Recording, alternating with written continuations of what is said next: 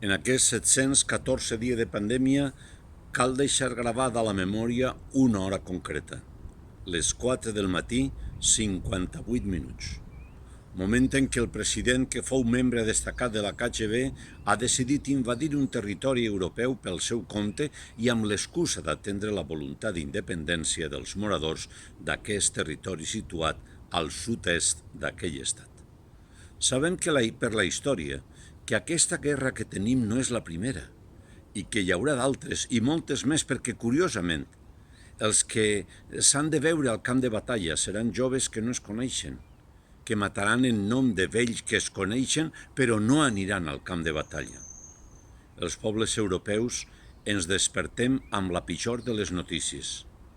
Quin món estem deixant, amigues i amics? No a la guerra.